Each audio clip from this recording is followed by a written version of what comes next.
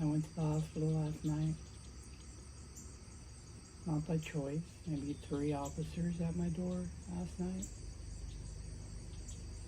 Um, the story behind that, I'd written a rough draft of a suicide letter,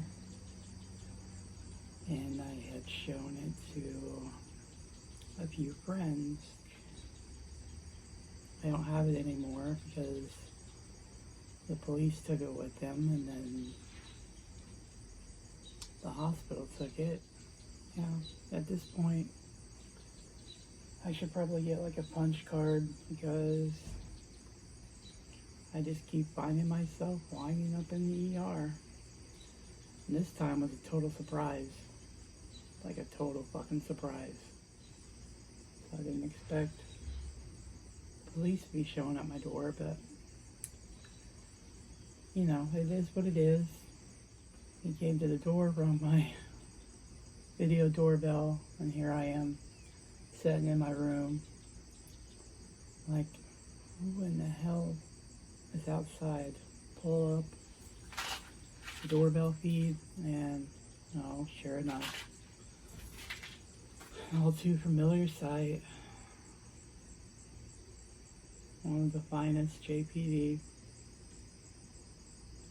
And I'm not being sarcastic on that. I really do appreciate the JPD. Like, they've really kind of helped me out so much for the past couple of months. So, ultimately, I opened the door, and he's like, "Hey, Kimber, you want to step out? You know why I'm here?" They always ask that. You know why I'm here? Like, if I knew why you were here, why would you be asking? Like, don't you know why you're here? Of course you know why you're here. Some kind of tactic of like getting you to tell them what you done. I guess it's really weird, bizarre. And then, sure enough, that's what it was. And he wasn't actually, he didn't really field those questions. Mason pulled me out, got me out to the porch, and then was waiting on another officer.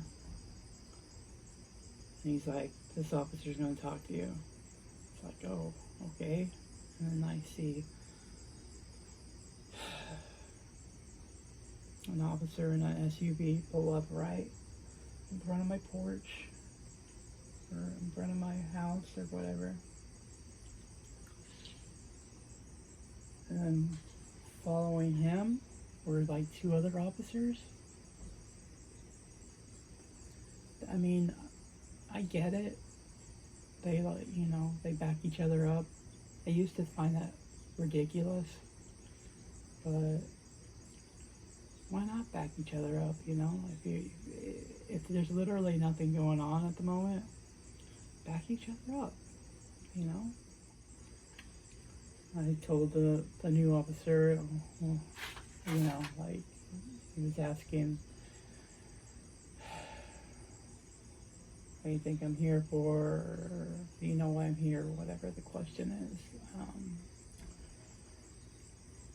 And I explained to him about the letter, and I was like, "Do you want to see it?"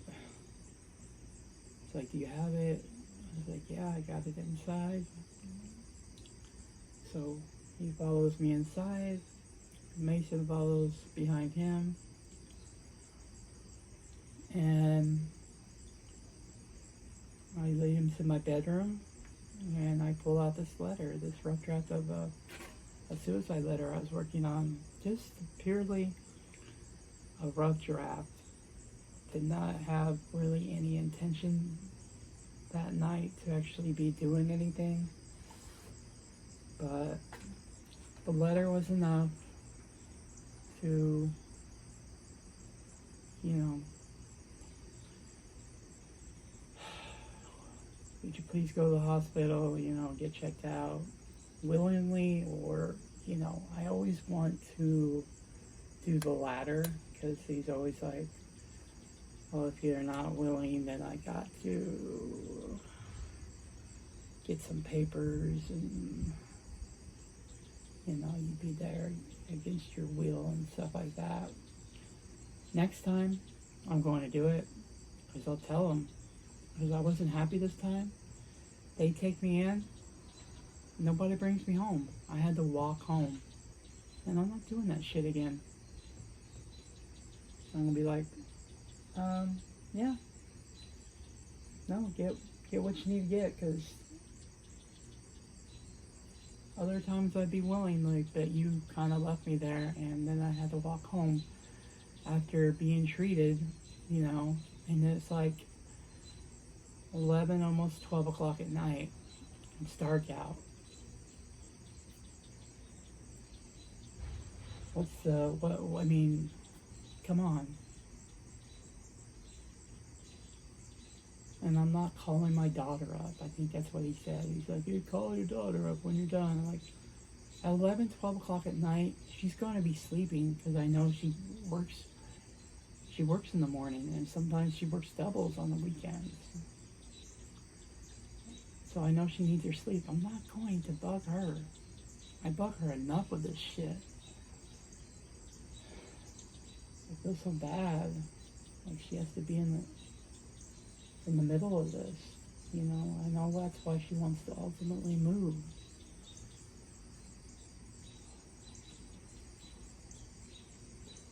So, get to the ER.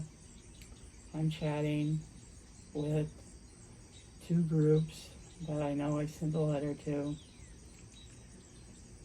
And tell them on my way to the hospital. I'm at the hospital. I took a picture to prove that I was at the hospital. I get the vitals checked, blood pressure and all that. Get the band on, hospital band. Then I get taken to an ER bay.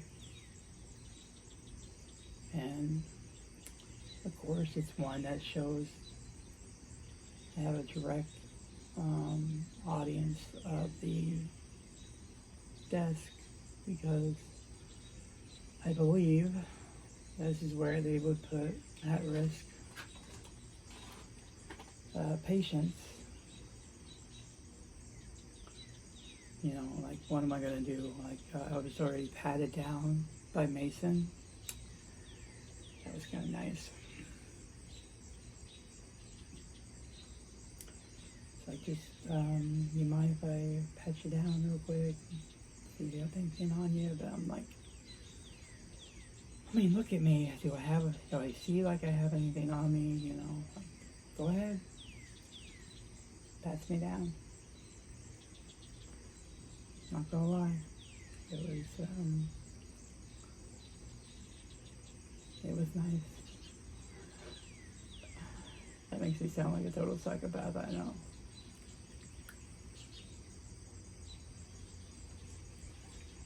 So, I wait in there for a little bit. The nurse gets my information. And then, after a while, another nurse comes in. It's the exact same one who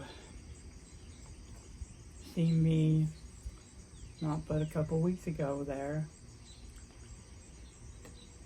when I was there. And she was the one that took me into the bathroom to give me the robe to change into, and she'd take, step out of your clothes, check into the robe, get a urine test,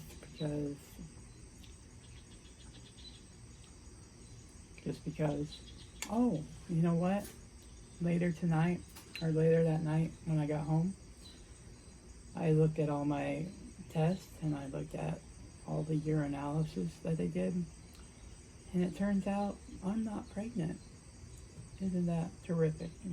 I thought that was like a big thrill, actually, that they checked for that.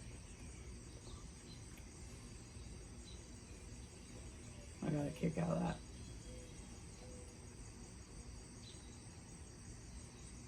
So I changed into the robe, the fancy robe with the extra sleeve. You get in it, then you take the other sleeve around you. So it doesn't have any ties or anything like that. So it's got to be kind of just loose. So that's their solution.